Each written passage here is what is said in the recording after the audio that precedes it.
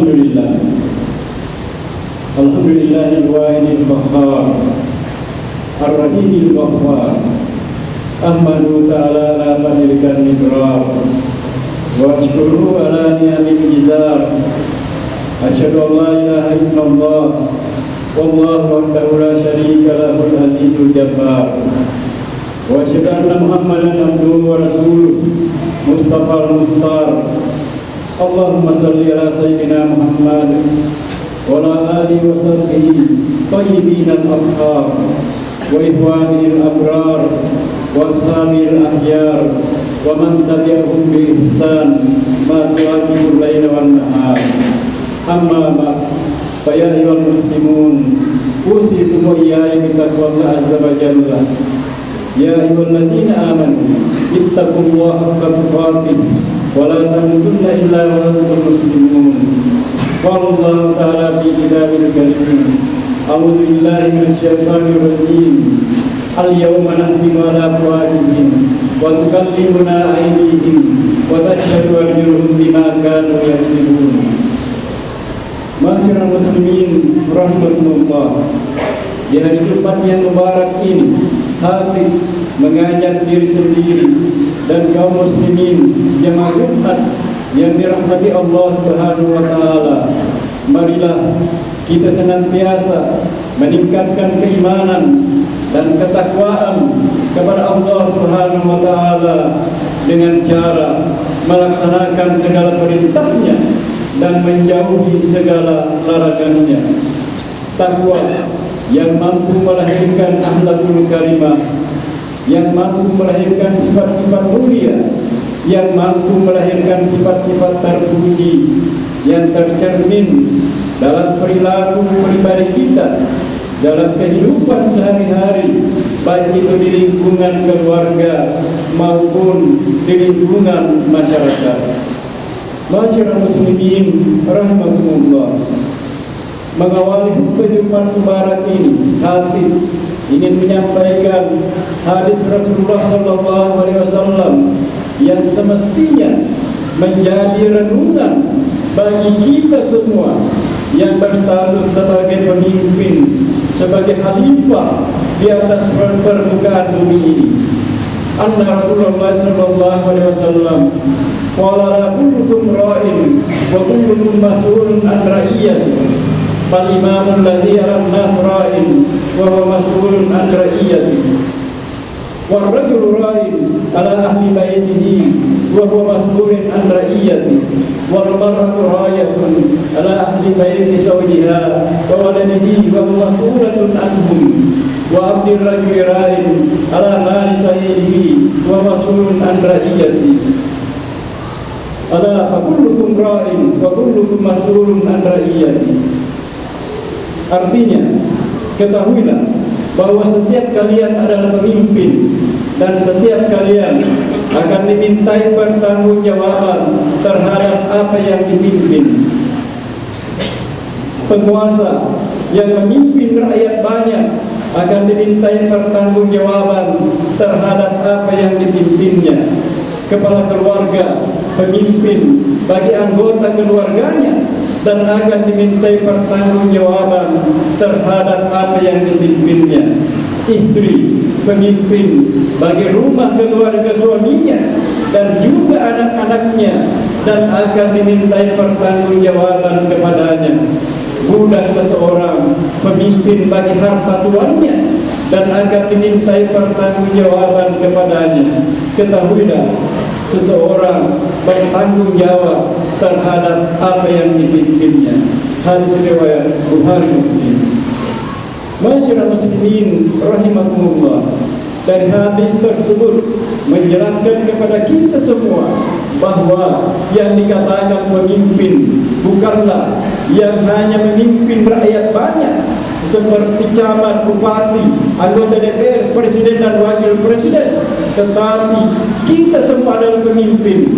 Seorang suami adalah pemimpin, seorang istri adalah pemimpin, bahkan pembantu rumah tangga pun adalah pemimpin.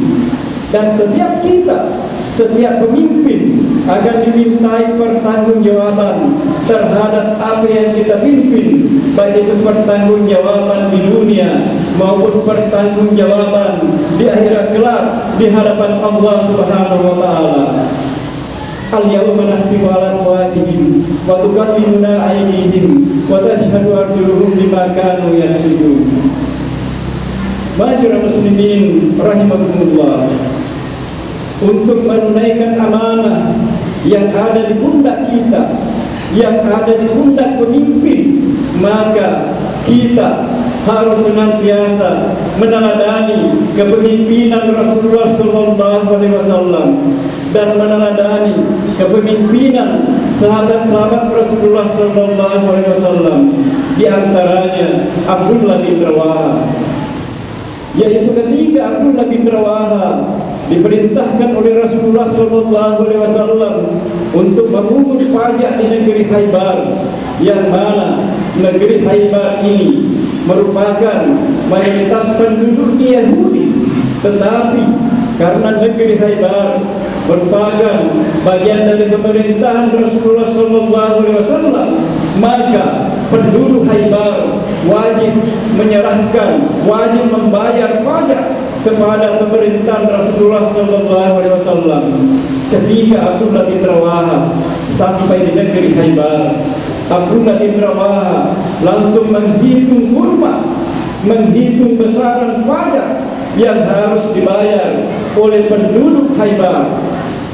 Seketika itu juga datanglah beberapa orang penduduk Khaybar mendekati Abdullah bin Rawaha dan berusaha untuk menyerahkan sejumlah uang dengan pengharapan agar diringankan membayar pajaknya. Abdullah bin Rawaha mengatakan, apa yang kalian usahakan berikan kepadaku ini dalam Islam ini disebut dengan riswah, disebut dengan suap, disebut dengan politik uang, yang mana kami diharamkan untuk mengambilnya dan diharamkan untuk memakannya. Sebagaimana firman Allah Subhanahu wa taala dalam surah Al-Baqarah ayat 188 yang berbunyi, wala ta'kulu amwalakum bainakum bil batil wa tudlu biha ila hukam lita'kulu fariqan min amwalin nas bil ismi wa antum ta'lamun. Artinya, dan janganlah sebagian dari kalian memakan harta sebagian yang lain dengan cara yang batil, dan janganlah kamu membawa urusan harta itu kepada hakim agar kamu dapat mengambilnya dengan cara berbuat dosa padahal kamu mengetahui. Masyarakat muslimin rahimakumullah, semoga pemimpin kita mampu meneladani Abdullah bin Rawaha yang tidak mau menerima suap, yang tidak mau menerima riswah. Di riwayat yang lain, Khalifah Umar bin Khattab senantiasa berkeliling kampung setiap malam untuk mencari rakyatnya yang kelaparan. Hingga di suatu malam tibalah Umar bin Khattab di sebuah gubuk dan mendengar seorang anak yang sedang menangis. Ketika Umar bin Khattab memasuki gubuk tersebut, beliau menemui seorang ibu tua yang sedang memasak dan seorang anaknya yang sedang menangis. Umar bin Khattab bertanya, "Kenapa anakmu menangis?" Ibu tua tersebut menjawab, "Anakku menangis karena dari pagi sampai malam belum makan sesuatu pun sehingga kelaparan dan menangis." Alangkah terkejutnya Umar bin Khattab ketika melihat ternyata yang dimasak perempuan tua itu bukanlah gandum, bukanlah bahan makanan, melainkan batu kerikil. Umar bin Khattab bertanya, "Kenapa yang kamu masak batu kerikil?" Ibu tua tersebut menjawab, "Tidak ada lagi bahan makanan, tidak ada lagi gandum yang dapat kami masak untuk kami makan. Menyesal aku memiliki khalifah seperti Umar bin Khattab." mendengar perkataan ibu tua itu, Khalifah Umar bin Khattab tergopoh-gopoh menuju lumbung makanan negara dan mengambil sekarung gandum dan memikul sendiri sekarung gandum tersebut untuk dibawa ke rumah ibu dan anak yang kelaparan dari pagi sampai malam, dan membantu sendiri memasaknya untuk disantap ibu dan anak yang kelaparan dari pagi sampai malam tersebut. Pertanyaan besar bagi kita adalah, kenapa Umar bin Khattab rela memikul sendiri sekarung gandum, padahal dia khalifah, padahal dia adalah presiden negeri? Jawabannya adalah karena Umar bin Khattab menyadari ketika ada rakyatnya yang kelaparan, maka sama halnya beliau menyanyiakan amanah yang ada di pundaknya, dan beliau sendiri yang akan mempertanggungjawabkannya kelak di hadapan Allah Subhanahu wa taala. Ma'asyiral muslimin rahimakumullah, semoga pemimpin kita mampu meneladani Umar bin Khattab yang tidak rela melihat kita kelaparan, yang tidak rela melihat rakyatnya kelaparan. Ma'asyiral muslimin rahimakumullah, untuk melahirkan pemimpin sekaliber Abdullah bin Rawaha yang tidak mau menerima suap, dan sekaliber Umar bin Khattab yang tidak rela melihat rakyatnya kelaparan, maka proses kita dalam memilih pemimpin harus kita laksanakan dengan sebaik-baiknya. Kalau kita membaca sejarah, Abdullah bin Rawaha diangkat sebagai petugas pemungut pajak, langsung ditunjuk oleh Rasulullah SAW, dan Umar bin Khattab menjadi khalifah, ditunjuk langsung oleh Abu Bakar As-Siddiq sedang berkonsultasi dengan para sahabat, sehingga ada keberkahan dalam proses penunjukan sahabat-sahabat beliau itu sebagai pemimpin. Sedangkan pada saat sekarang ini, di negeri kita Indonesia ini yang tercinta ini, proses kita dalam memilih pemimpin melalui pemilihan umum yang insyaAllah akan kita laksanakan pada hari Rabu tanggal 14 Februari 2024 mendatang. Untuk melahirkan pemimpin yang kita idam-idamkan, yang pemimpin yang seperti Abdullah bin Rawaha, seperti Abu Bakar As-Siddiq, maka kita harus memastikan ada keberkahan yang kita dapatkan dari proses kita memilih pemimpin. Kapan keberkahan itu kita dapatkan? Bisa kita lihat dalam surah Al-A'raf ayat 96. Allah Subhanahu wa taala menjelaskan kepada kita semua, wala ta'kulu amwalakum walau anna ahlal qura amanu wattaqu lafatahna alaihim barakatin minas samai wal ardh walakin kazzabu fa ahsnahu bima kanu yaksibun. Artinya, dan jika penduduk negeri-negeri beriman dan bertakwa, maka sudah pasti kami limpahkan keberkahan dari langit dan bumi. Tetapi mereka mengingkari ayat-ayat kami, maka kami siksa mereka akibat perbuatannya. Surah Al-A'raf ayat 96. Masyarakat muslimin rahimahullah, dari ayat tersebut menjelaskan kepada kita semua bahwa ketika kita beriman dan bertakwa, sudah pasti Allah Subhanahu wa taala akan melimpahkan keberkahan dari langit dan bumi. Sudah pasti Allah akan melimpahkan kepada kita semua nikmat yang kita idam-idamkan, yang kita harapkan. Tidak ada nikmat yang lebih luar biasa ketika kita mampu melahirkan pemimpin yang mencintai rakyatnya. Ketika kita mampu melahirkan pemimpin sekaliber Abdullah bin Rawaha dan sekaliber Umar bin Khattab yang tidak rela melihat kita kelaparan, yang tidak rela melihat rakyatnya kelaparan. Oleh sebab itu, marilah kita menjaga pelaksanaan pemilu ini dengan sebaik-baiknya. Mari kita berkontestasi di pemilu ini dengan sebersih-bersihnya, dengan menjauhi proses politik uang yang bisa saja terjadi dalam pelaksanaan pemilu, karena calonnya banyak, calegnya banyak, semuanya ingin menang. Dengan kekuatan uangnya bisa saja melakukan membeli suara rakyat, membagi-bagikan uangnya supaya dipilih oleh pemilih, supaya dipilih oleh rakyat. Ketika para calon pemimpin melakukan ini dan kita sebagai pemilih menerima ini, maka sebenarnya kita mengingkari ayat-ayat Allah Subhanahu wa taala. Ketika kita mengingkari ayat-ayat Allah Subhanahu wa taala, kita tunggu saja azab dari Allah Subhanahu wa taala dari hal yang kita lakukan tersebut. Masyarakat muslimin rahimahumullah, Rasulullah SAW juga mengingatkan kepada kita terkait dengan politik uang ini, dengan riswah ini. Dalam sabdanya, warasiyah wal murtasyiyah finnar, pemberi riswah, penerima riswah, pemberi sodok, penerima sodok, keduanya dalam neraka, kedua-duanya dalam neraka. Masyarakat muslimin rahimahumullah, dan hadis tersebut menjelaskan kepada kita semua, sebenarnya neraka itu bukan hanya di akhirat, tetapi neraka itu juga bisa kita rasakan di dunia. Ketika kita mendapatkan pemimpin yang tidak peduli dengan kita, maka sebenarnya kita merasakan neraka di dunia.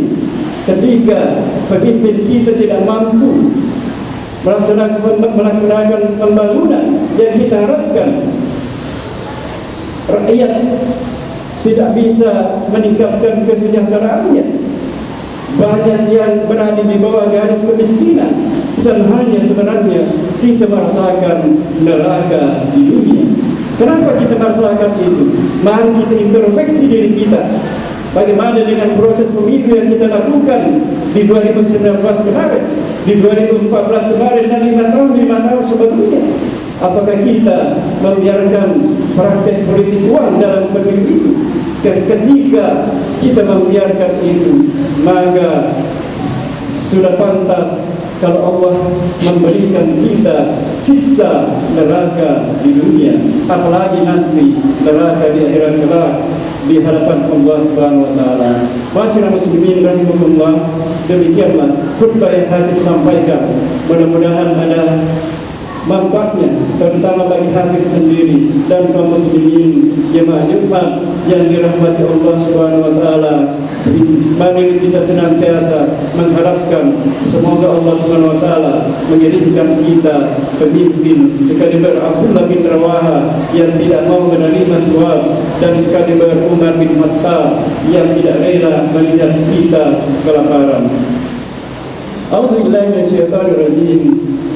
Bismillahirrahmanirrahim. Wal 'asr innal insana lafi khusr illa allazina amanu wa 'amilus shalihat wa tawassaw bil haqq wa tawassaw bis sabr. Barakallahu li wa lakum bil Qur'anil 'azim wa nafa'ani wa iyyakum bima fihi minal ayati was dzikril hakim. Wa taqabbalallahu minna wa minkum tilawatahu innahu was-sami'ul 'alim. Wa qul qawli hadza fastaghfirullahal 'azim innahu huwal ghafurur rahim.